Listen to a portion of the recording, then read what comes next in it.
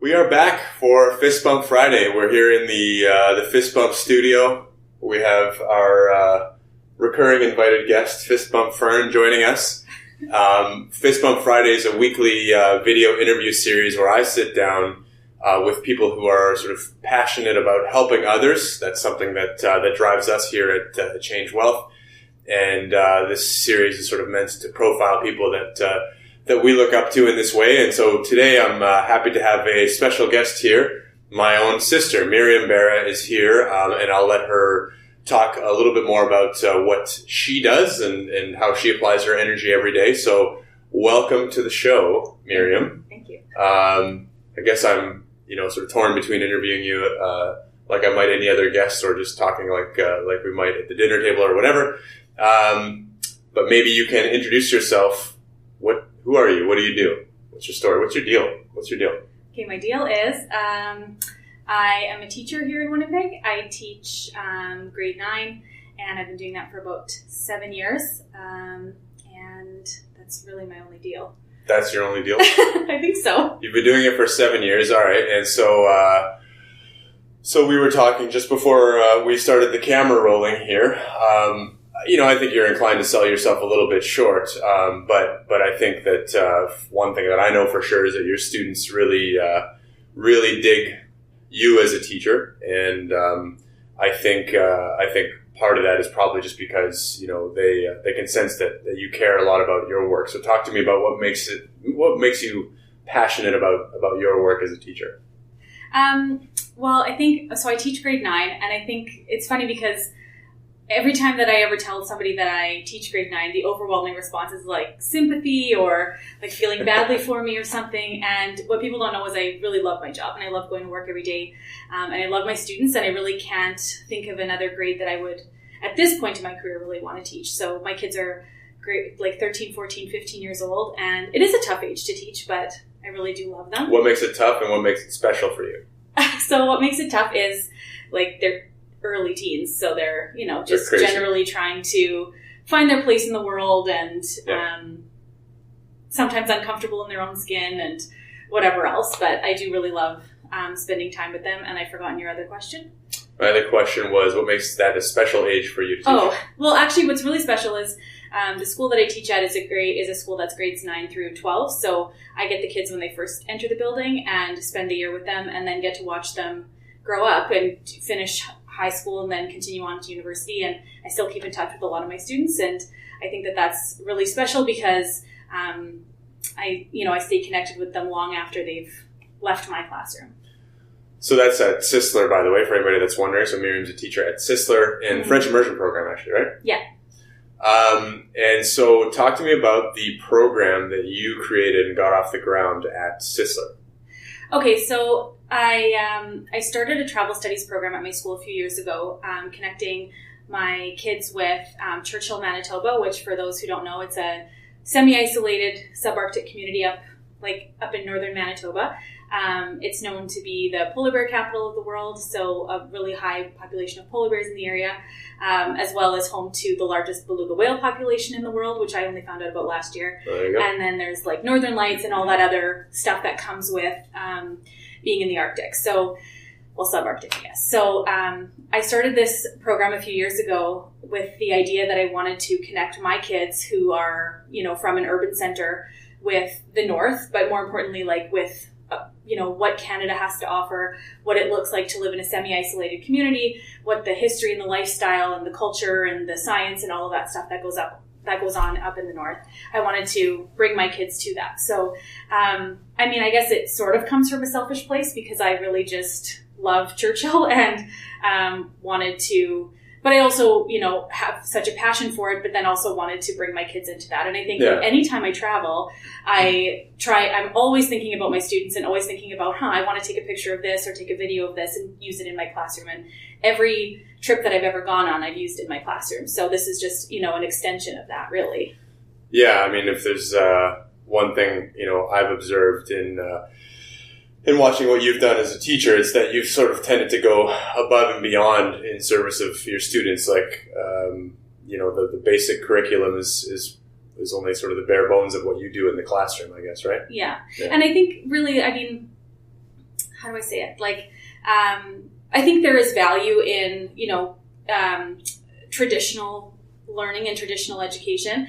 But if anyone's been in education in the last 15 or 20 years, you've heard the term lifelong learner. And so people talk about, we want to promote our kids to be lifelong learners. But I go, what does that really mean? Like, does that mean we want them to continue on to university and, read from a manual or from a textbook? That's a French word. From a textbook and then do a unit test at the end? Or do we want them learning and whatever learning looks like to them? And so I think this program promotes the idea of lifelong learning because I'm trying to give kids the courage to be curious about their world. Awesome. And I think it takes a certain personality, especially as a young person, to leave their house and their family and their friends for a week to go up to and be with a small group of people and go to a place that they have no point of reference for what life is like up there. So I think that's important. And then I also, try and keeping with the theme of lifelong learning, I try and, promote volunteering with my students and lead by example by continuing to volunteer as an adult. Really trying to expose them to classroom content, yes, but everything above and beyond that as well, because there's a lot of learning to be done outside the classroom walls. Yeah, no kidding. And maybe related to that is the day that we are going to put this up will be, it'll be Friday, August, whatever day of the week that'll be. What's that? Friday, August 5th? Is that the 5th? 5th or 6th. I'm nervous. Oh no, it's the 4th. It's the 4th. When you're watching this, it's August 4th, or this is going up on August 4th. And currently, on August 4th, where are you? I am up in a small town called Qikiqtarjuaq, up in the Arctic Circle. And what are you doing there? So back in March, so for Canada's 150th, there's an organization called Students on Ice that put together a 150-day coastal tour of Canada, because Canada has the largest coastline in the world, the longest coastline in the world. And so they're taking 150 days to go all around Canada and visit communities along the way. And there's 60 people on the boat. The majority of them are invited guests, political leaders, Indigenous leaders, artists, scientists, whatever. But then they also opened up the floor to regular people to apply. And so you applied? I applied. You sent in a video? I sent in a video. Yeah. And you are among how many civilians or regular people picked for this thing?